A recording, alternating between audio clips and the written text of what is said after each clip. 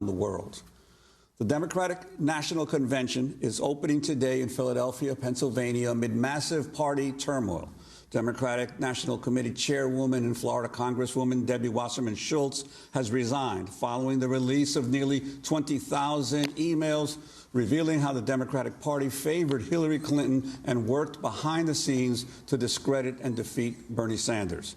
The emails were released Friday by WikiLeaks. In one email, DNC Chief Financial Officer Brad Marshall suggested someone ask Sanders about his religion ahead of the Kentucky and West Virginia contests. Marshall wrote, quote, "It might make no difference, but for Kentucky and West Virginia, can we get someone to ask his belief? Does he believe in a God? He had skated on saying he has a Jewish heritage. I think I read he is an atheist. This could make several points difference with my peeps, my Southern Baptist peeps, would draw a big difference between a Jew and an atheist," unquote. In another email, Debbie Wasserman Schultz calls Sanders' campaign manager, Jeff Weaver, a, quote, "damn liar." A third email shows National Press Secretary Mark Pastenbach writing, quote, "Wondering if there's a good Bernie narrative for a story, which is that Bernie never, ever had his act together, that his campaign was a mess," unquote. Multiple emails show the DNC complaining about MSNBC coverage of the party and of Communications Director Luis Miranda once writing, quote, "Effing Joe, claiming the system is rigged, party against him. We need to complain to their producer," unquote, referring to Joe Scarborough. Other emails suggest the DNC was gathering information on Sanders' events and that a super PAC was paying people to counter Sanders supporters online. On Sunday, Bernie Sanders reacted to the emails during an interview with ABC's George Stephanopoulos. I told you long time ago that the DNC was not running a fair operation, that they were supporting Secretary Clinton. So what I suggested to be true 6 months ago turns out, in fact, to be true. I'm not shocked, but I am disappointed. What I also said many months ago is that for a variety of reasons, Debbie Wasserman Schultz should not be chair of the DNC. And I think these emails reiterate that reason why she should not be chair. I think she should resign, period. And I think we need a new chair who is going to lead us in a very different direction. WikiLeaks has not revealed the source of the leaked emails, although in June, a hacker using the name Guccifer or Guccifer 2.0 claimed responsibility for the hacking into the DNC's computer network. On Sunday, however, Clinton's campaign manager claimed the emails were leaked, quote, "by the Russians for the purpose of helping Donald Trump," unquote. We go now to London for an exclusive interview with WikiLeaks founder Julian Assange, who's been holed up in the Ecuadorian embassy for more than 4 years. He was granted political asylum by Ecuador, but he fears if he attempts to go to Ecuador, if he attempts to step foot outside the Ecuadorian embassy, that he will be arrested by British police and ultimately extradited to the United States to face, well, it's believed possibly treason charges for the documents WikiLeaks has released. Julian Assange, editor-in-chief of WikiLeaks, welcome to Democracy Now! Can you talk about this email, these 20,000 emails you have released? Yeah, it's quite remarkable what has happened the last few days. I think this is quite a classical release showing the benefit of producing pristine data sets, presenting them before the public where there's equal access to all journalists and to interested members of the public to mine through them and have them in a citable form where they can then be used to prop up certain criticisms or political arguments. Often it's the case that we have to do a lot of exploration and marketing of the material we publish ourselves to get a big political impact for it. But in this case, we knew because of the pending DNC, because of the degree of interest in the US election, we didn't need to establish partnerships with the New York Times or the Washington Post. In fact, that might be counterproductive because they are partisans of one group or another. Rather, we took the data set, analyzed it, verified it, made it in a presentable, searchable form, presented it for all journalists and the public to mine. And that's exactly what has happened. And Julian, your reaction to the announced resignation of Debbie Wasserman Schultz shortly after the release of these emails? Well, I mean, that's interesting. We've seen that with a lot of other publications. I guess there's a question, what does that mean for the US Democratic Party? It is important for there to be examples of accountability. The resignation was an example of that. Now, of course, Hillary Clinton has tried to immediately produce a counterexample by putting out a statement within hours saying that Debbie Wasserman Schultz is a great friend and she's incorporating her into her campaign. She's going to be pushing for her re-election to the Congress. So that's a very interesting signaling by Hillary Clinton that if you act in a corrupt way that benefits Hillary Clinton, you'll be taken care of. Why does she need to put that out? Certainly it's not a signal that helps for the public at all. It's not a signal that helps with unity at the DNC, at the convention. It's a signal to Hillary Clinton partisans to keep on going on, you'll be taken care of. But it's a very destructive signal for a future presidency because it's expanding the Overton window of corruption. It doesn't really matter what you do, how you behave, as long as that is going to benefit Hillary Clinton, you'll be protected. I mean, it's very interesting because Hillary Clinton and Tim Kaine appeared together as Mike Pence and Donald Trump did the week before on 60 Minutes. And Hillary Clinton distanced herself from all these emails in the DNC saying these people didn't work for me. And yet immediately upon the forced resignation of Deborah Wasserman Schultz, she said she's a good friend and immediately hired her. But Julian, I was wondering if you can say, from your point of view, what do you think are the most significant emails that have been released, that you have released? Well, actually, I think the most significant ones haven't been reported on, although the Washington Post late last night and McClatchy had a first initial stab and added it. And this is the spreadsheets that we released covering the financial affairs of the DNC. Those are very rich documents. There's one spreadsheet called Spreadsheet of All Things, and it includes all the major all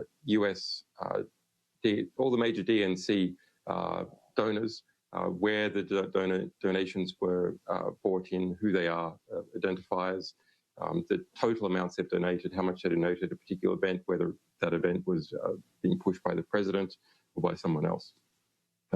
That effectively maps out the influence structure in the United States for the Democratic Party, but more broadly, because with few exceptions, billionaires in the United States make sure they donate to both parties.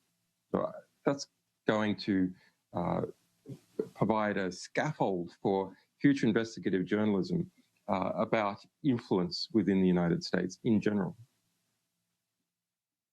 Julian, on that issue, clearly a lot of the emails talk about the actual amounts of money that were being offered to donors for the opportunity to, asked of donors for the opportunity to sit at different events next to President Obama, especially the use of President Obama as a fundraiser. Now, most people in the political world would consider this business as usual, but the actual mechanics of how this operates and the degree to which the DNC coordinates with the president, his marketability, I don't think has ever been revealed in this detail. Would you agree? That's right. And it's not just that the president holds fundraisers. That's nothing new. But rather what you get for each donation of a particular sort. There's even a phrase used in one of the emails of, quote, pay to play. So, yeah, I think it's extremely interesting. There's emails back and forth also between the Hillary Clinton campaign and the DNC. So you see quite elaborate structures of money being funneled to state Democratic Party offices and then teleported back, seemingly to get up certain stats, maybe to evade certain campaign funding restrictions. In relation to what has become the most significant political discussion as a result of their publication, which is that the DNC higher-ups, including Debbie Wasserman Schultz, were clearly against Bernie Sanders and trying to subvert his campaign in a whole raft of ways. That's true. That's the atmosphere that is revealed by hundreds of emails is that it's perfectly acceptable to produce trenchant internal criticisms of Bernie Sanders and discuss ways to undermine his campaign. So whether that's calling up the president of MSNBC, Debbie Wasserman Schultz called the president of MSNBC to haul Morning Joe into line, which it subsequently has done. I noticed this morning Morning Joe actually discussed it themselves, trying to shore up their own presentation of a TV program that can't be pushed around. But in fact, they did not mention the call to the president. That was something that was still unspeakable. And there was a 180-degree flip in that coverage. And you see other, quite naked conspiracies against Bernie Sanders. Why there's been some discussion, for example, about that there was a plan to expose Bernie Sanders as an atheist, as opposed to being a religious Jew, and to use that against him in the South to undermine his support there. There was an instruction by the head of communications, Louis Miranda, to take an anti-Bernie Sanders story that had appeared in the press and spread that around without attribution, not leaving their fingerprints on it. And that was an instruction made to staff. So it wasn't just a plan that may or may not have been carried out. This was an instruction that was pushed to DNC staff to covertly get out into the media anti-Bernie Sanders stories. Another thing that... On Sunday, Hillary Clinton's campaign manager, Robbie Mook, cited experts saying that the DNC emails were leaked by the Russians in an attempt to help Republican presidential nominee Donald Trump. Mook was speaking to CNN. This is what he said. What's disturbing to us is that experts are telling us that Russian state actors broke into the DNC, stole these emails, and other experts are now saying that the Russians are releasing these emails for the purpose of actually helping Donald Trump. I don't think it's coincidental that these emails were released on the eve of our convention here. We also saw last week at the Republican convention that Trump and his allies made changes to the Republican platform to make it more pro-Russian, and we saw him talking about how NATO shouldn't intervene to defend our Eastern European allies if they're attacked by Russia. So I think when you put all this together, it's a disturbing picture. So that was Robbie Mook citing experts saying the DNC emails were leaked by the Russians. You were the one who released these 20,000 emails, Julian Assange. Where did you get them? Well, what's not in that clip there by Robbie is that just afterwards he was asked by Jake Tapper, who are these experts, can you name them? The answer was no. There was a refusal to name the experts. But we have seen one of the experts, so-called experts, that the Democratic Party is trying to base this incredible conspiracy theory on about WikiLeaks. And that is this, what we jokingly refer to as the NSA dick pic guy.